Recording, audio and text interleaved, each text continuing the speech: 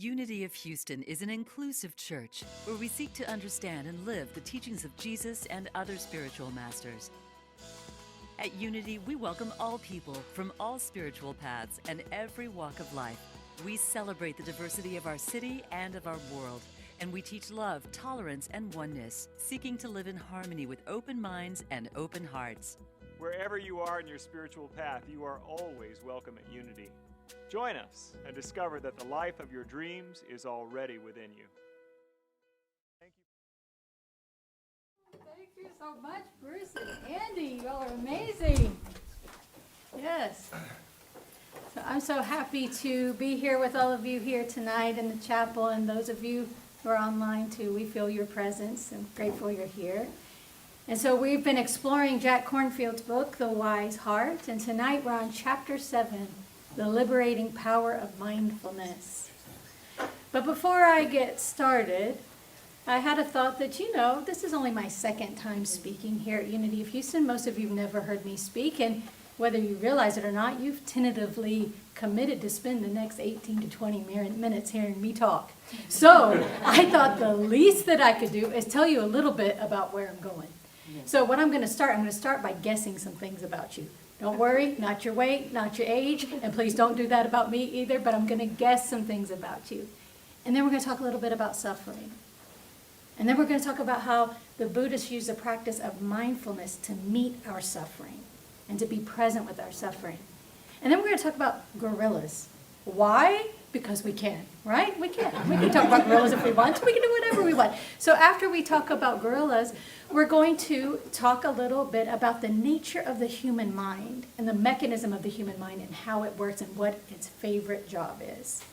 And after we do that, we're going to talk about a flashlight, some frogs, and then we're going to wrap the whole thing out with a discussion about rain. Okay, so are you ready? This is your last chance. If you're going to shop, you can leave now. I won't blame you. But if you stay, you only have to blame yourself. I did warn you, okay? So the first thing I promise is I'm going to guess some things. And one of the things I'm going to guess about you is that you, as a wonderful human being that you are, if I were to ask you, do you value having a sense of inner peace and well-being? I would guess that you would say yes. And I would guess if I would ask you if you have a loved one or a friend who's experiencing a challenge and they're unable to access that sense of peace for themselves, that you would have a desire for them to be able to experience that. Am I right about that? So even though we know that we want this experience of peace for ourselves, I'm also going to guess this, that you've had an experience of peace before. Is that true? Yeah. A peace, even when circumstances maybe didn't even look like there was anything peaceful in them. Have you experienced peace before? But here's my final guess. I'm going to guess that that's not your experience 100% of the time.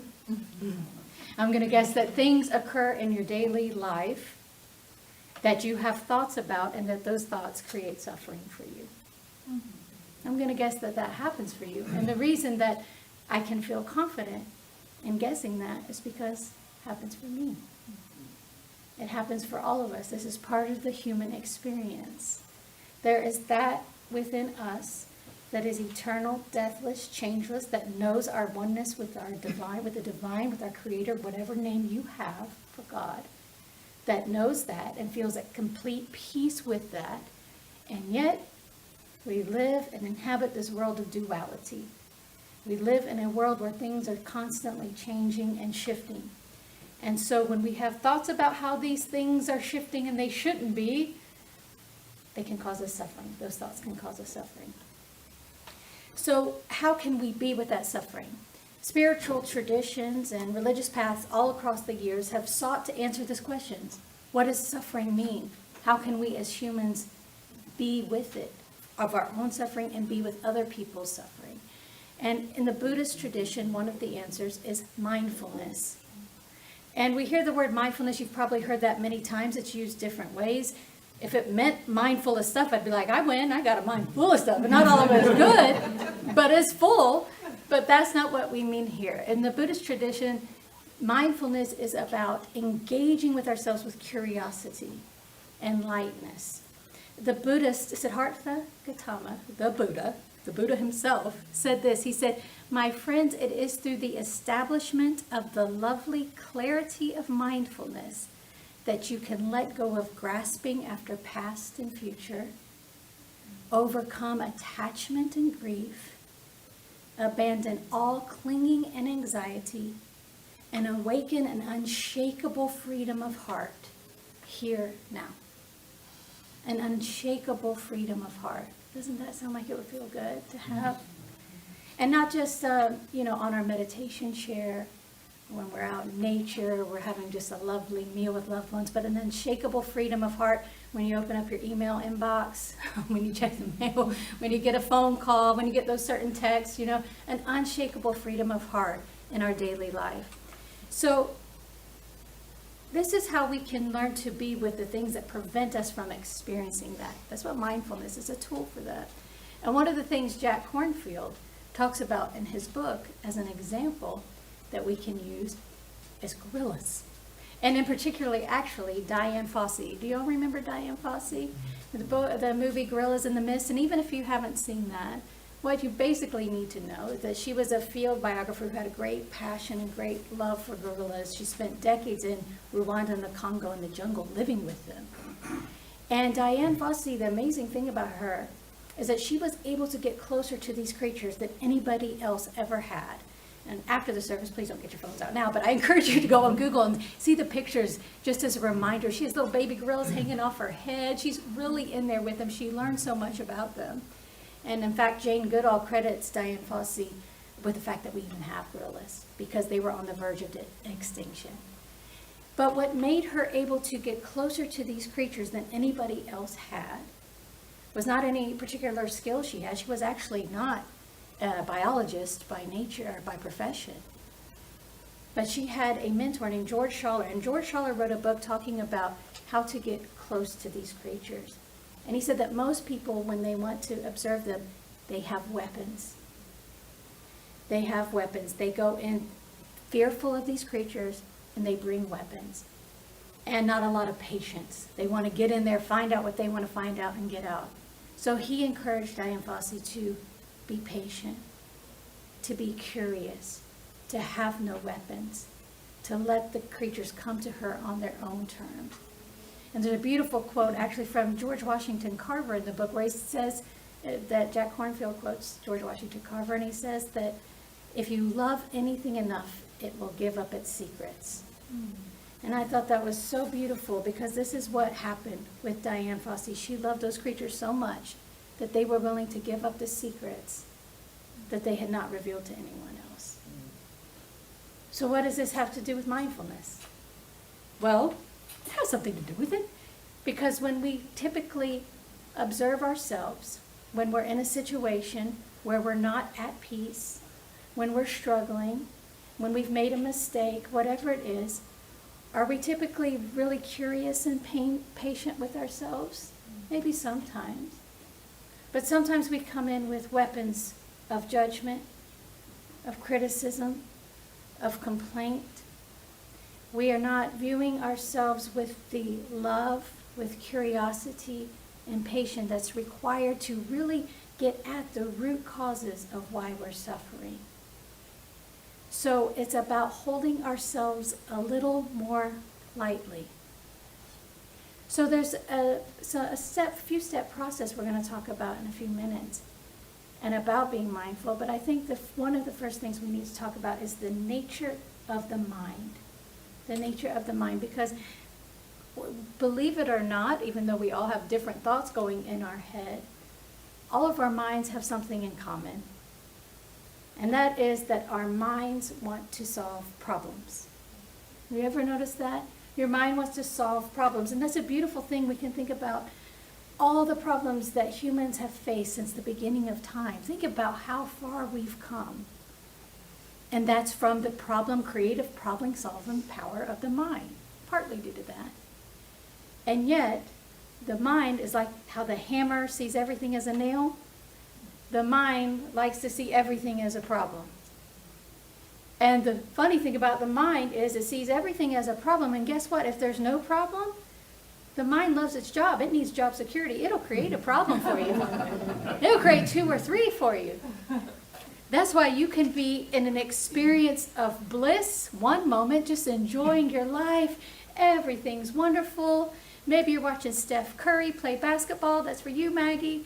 You are just having a great time. And then your mind's like, yeah, but you know what? You didn't answer that phone call. You didn't return that email. You're behind on this. You said something rude to so-and-so. You're not getting anywhere. The mind will start to create some problems. So to be able to lovingly be with ourselves, to come at ourselves with curiosity, to come at ourselves with openness, we have to be willing to relinquish, give our minds a break from the problem solving. And it'll still want to do it, but we don't have to identify with it. And part of the thing that shows up, have you ever noticed that 2 people can have the same external experience, but they're having a very different internal experience? You might go to lunch with a friend, you're having a great time, you think, wow, service staff here is wonderful.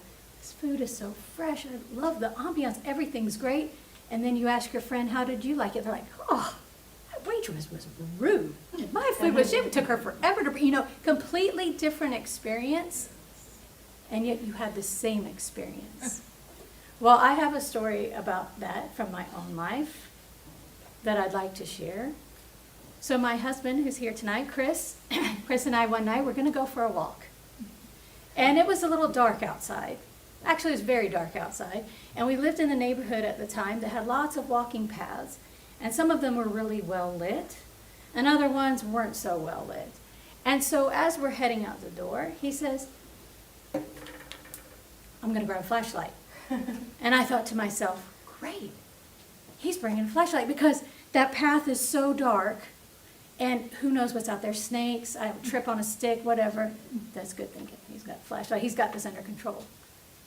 Well, we're on the walk, about 5 minutes into the walk, and I'm chatting away. Hard to believe, but I'm chatting away. And I noticed Chris isn't saying very much. Okay? He's not really engaging with my story. And let me tell you, we've been married for 27 years, so not all stories are exciting anymore at this point, right? I mean, and even the ones that are kind of exciting, we've heard them a few times, right? So I was like, okay, so he's not really picking up what I'm putting down. That's okay. We'll keep walking. But then a little more time goes on. I'm thinking, well, he's really not. That was a good joke, and he didn't even pick up on that. What is he doing? And before long, my mind started making a problem. He never listens to me. I listen to him way more. If he was telling these stories, I would be listening to these stories. He's not listening to me. He doesn't care what's going on. And then I noticed that we're walking here, right? I'm here, Chris is here. And the flashlight light is way, way, way over here. And I'm like, not only is he not listening, he's not even lighting my path. He could care less. He could care less if I trip on a stick, step on a stick. He's just, what is he doing? And so I say to him, in a not passive-aggressive voice at all, in a very friendly, lovely voice, of course, I say to him, Chris, you mind shining some of that light over here on my side of the path? And he looks at me with the loveliest smile, and he says, oh, I didn't bring the light for that. I wanted to look for frogs and other creatures in the grass beside me on the path. Oh, okay. Well, that's what that was for. So, same walk, same people, 2 very different experiences. He's having the time of his life. God, Lord knows, looking at frogs and spiders, whatever else was happening. And I'm in my head about what he should have been doing. And that's how the mind likes to work. That's how the mind likes to work. But the good news is, once we know that, we can bring awareness to it. We cannot identify with it when things come up.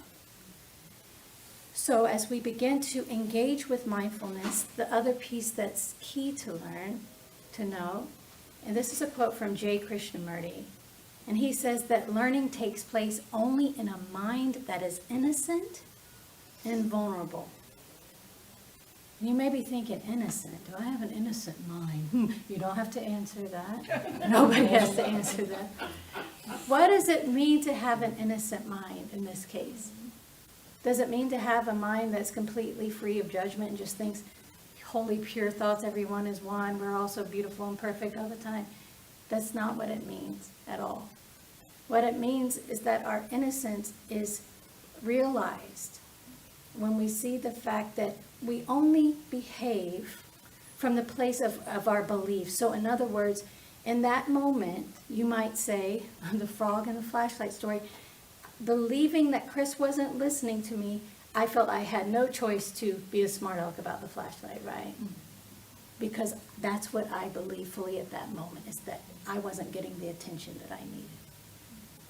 And so in that moment, although I needed to make amends, we make amends on the surface level. If you cuss out your coworker, you don't go up to them the next day and say, please forgive me, but I am just innocent of everything. And I have that's not how that works. But you can think back to that time. What were you believing in the moment when you reacted this way?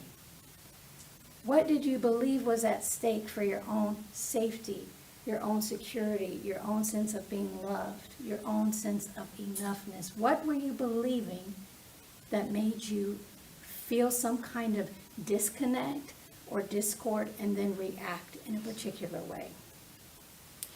And so then the other piece is we know our innocence then, that we are innocent believers of what our mind is telling us, right? Until we question it. That's how we can begin to detach from that and question, is this really true? Is it really true that this person is not listening to me? Is it really true that this person thinks I'm an idiot just because they did that? We can start to question our mind. And the other piece that Krishnamurti talks about is a mind that wants to learn the truth, is that we know our innocence and we are vulnerable. And the vulnerability piece comes in with our willingness. Our willingness to look at what's really here. Because sometimes when things come at us, it feels like things are coming at us, right? Then we want to close off. We want to resist. We want stuff to just go away as fast as possible and not look at it, right? But if we are willing to be vulnerable within ourselves and say, hey, what's going on here? Let me check out what's really happening here. Then some secrets may be revealed. Some secrets to our own healing, our own next expression of love. And so we've talked about the frog, we talked about the flashlight, now we're going to talk about rain. And rain, in this Buddhist practice of mindfulness, is an acronym actually. And it stands for recognize, acceptance, investigation. I knew it, Larry. I see it. Investigation and non-identification. So the first step of rain is recognition. And what we want to recognize is that moment that we lose our peace. Oh, there it goes. And it sounds easy enough, but I know there have been times in my life where my state of non-peace was the default. And so to recognize every time I was there, I wouldn't have been able to. That was just the way life was. I needed to live up here, my shoulders up here and anxious, right? The more we can practice being at peace and questioning, the longer and more extended our periods of feeling at peace will be. And so we will recognize, oh, something shifted in me. All of a sudden I felt at peace a moment ago and now I don't. So we recognize. That's it. The second step, acceptance. So this is an interesting one because acceptance, and I've got good news, it doesn't mean you have to accept everything. All that it means is that you have to accept in this moment that you have lost your peace. That's it.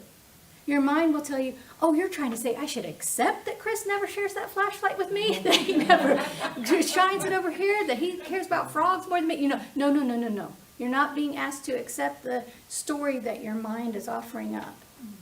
You're simply being asked, can I accept that in this moment I have lost my peace? It's not really lost, we know that, right? But in this moment, we can't access it. So then the third step, the I in rain, investigate. And again, we are gentle here. Think about the story with the gorillas. We don't come in with weapons of condemnation and critique, and you always do this, because we can have that self-talk. We investigate gently. We investigate with curiosity. Okay, and we investigate 3 ways. We investigate our mind. What was I thinking when I lost my peace? What was I thinking right before here? Right before that happened. We investigate our body. What did it feel like? I was in a situation, I was feeling peaceful, and then all of a sudden I didn't. What did it feel like? Was it a constriction in my heart? Did I feel uptight? Did I clench my jaw? What did it feel like here? Investigate. Curious. Light. We investigate what feelings are present in me right now. Is it sadness, frustration? And we don't make any of it wrong. Because sometimes that might be something we're tempted to do as spiritual people. Oh no, I don't get angry. That's not for me. I'm above that. I've graduated from anger. I've graduated from being annoyed. Doesn't happen. Well, maybe it does. Tell me if it's happened for you. I want to know. But anyway, we investigate. We're gentle. We're gentle. So we've recognized, we've accepted, we've investigated, and then the final step in RAIN is non-identification. And what this means is we ask ourselves the question, is this story that I'm telling myself in this place of non-peace, is this turmoil, this anxiety, this disconnectedness, whatever it is, we ask ourselves the question, is this who I am? Is this who I am? And when we look deeply within ourselves, we will find that none of these temporary things that pop up, none of these temporary disturbances are anywhere close to the truth of who we are. They are simply an experience that we are having in this moment in time. And so they can actually be our friends, because then we look to ourselves and say, well, if this isn't who I am, we go back to the question we had in meditation, who am I? Who am I? And the more we can lean into that question, the more our sense of I amness expands and grows, and we realize that nothing that can happen on this temporary realm, nothing that can happen in the world of form that we inhabit can ever do anything to touch, to harm that which within us is untouchable. That within us that is eternal. That doesn't mean it doesn't get rocky out here. It just means that we need to dip back into the truth of who we are when it does get rocky. What's this trying to tell me about something I might need to bring up for healing? And we go back to the truth of who we are. And so I invite you to practice with this RAIN. Practice with just seeing what shows up. Think of yourself the next time you're in a little tussle. You're just a little baby gorilla. That's all your mind is, trying to figure its way. Be curious. Be patient. Extend love. And so what I wish for all of you is that may you experience peace and experience yourself as the experiencer of that peace. May you experience love and experience yourself as the experiencer of love. And may you live with an unshakable freedom of heart. Namaste.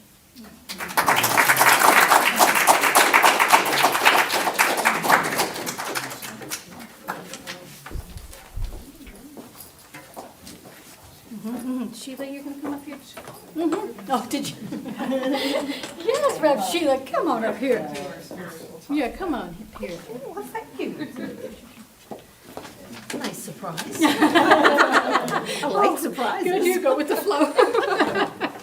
Oh, wow, Stacy, thank you so much for such a powerful, very powerful message. I feel like Stacy wrote that message just for me tonight. Thank you so much.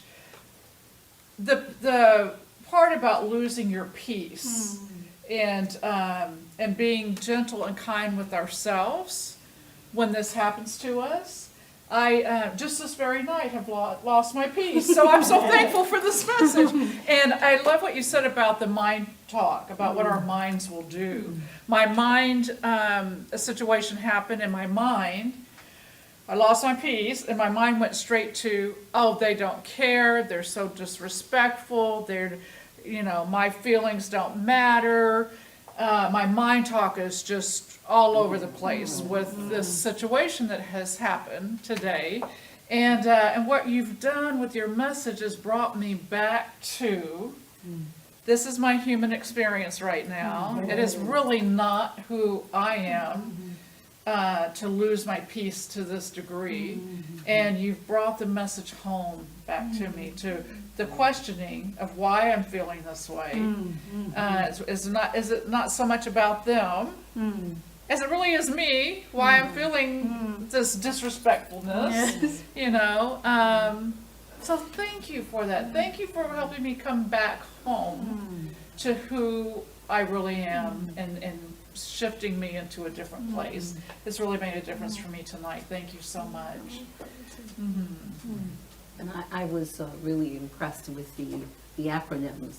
Yes. That was very, very powerful. That gave me something that I can use when I find myself, when I'm in something and I start to MSU, make stuff up. Yes. So I can look at that and I can go through that and say, okay, let's look at something more realistic. Right. Yes, you might have fun getting upset with your hubby, your boyfriend, your best friend, or whatever, making amends and whatever. But does that really allow me to stand in my power? Am I diminishing my power by going down that path? So just using that acronym and standing in my power, and realizing and accepting and so forth, and you begin to say, okay, because sometimes we MSU, we make stuff up. That's it. Favorite joke. Right, and so when I use what you mentioned to go into that and bring myself back from wherever that journey is, I'm going way down that road where, who knows? Right.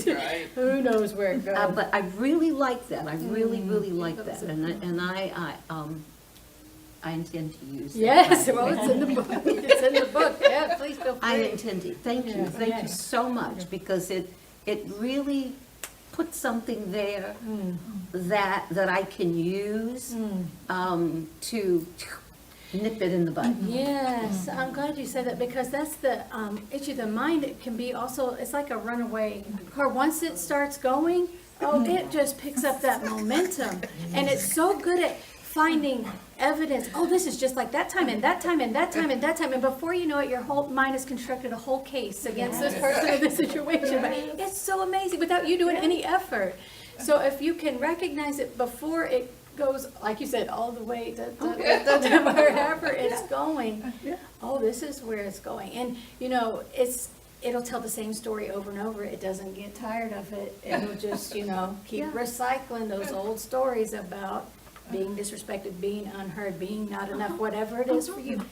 It'll just tell them over and over again, in different ways. Making stuff up. Yeah. And Stacy, I think that in what you've shared tonight, coming to that realization too, of not, I'm going to paraphrase, because you didn't exactly say just that, but not beating ourselves up in our humanness, right? Of coming back and saying, Cindy, you should have really seen this from a higher perspective and known what was going on. I didn't, and I was in my humanness, and so I need to go ahead and be kind to myself, in that yes, I could have done better, perhaps, obviously, in my mind, I could have done better.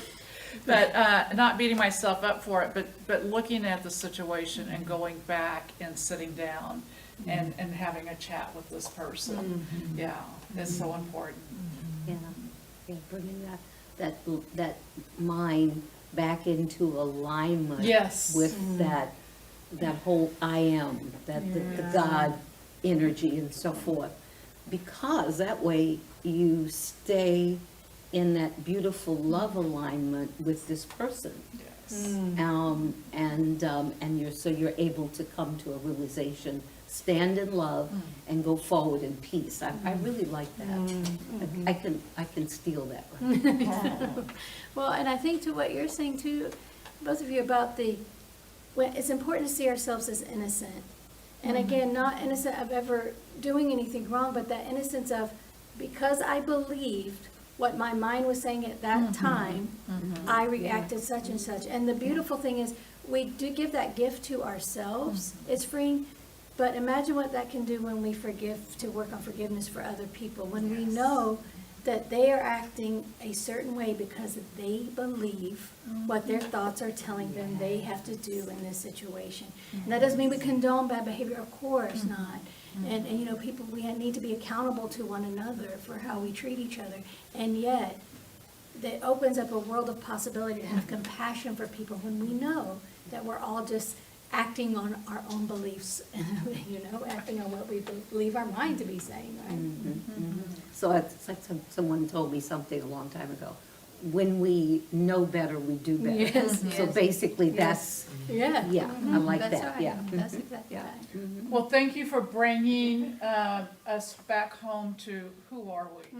Yeah, thank you so much. Ready within you. Thank you for watching this message today. I'd like to invite you to join us in person here on campus at Unity of Houston for Sunday morning or Wednesday evening services. If you can't be with us here on our campus, you can still join us live on Facebook or on our website, unityhouston.org, Sunday mornings at 11 a.m. Central.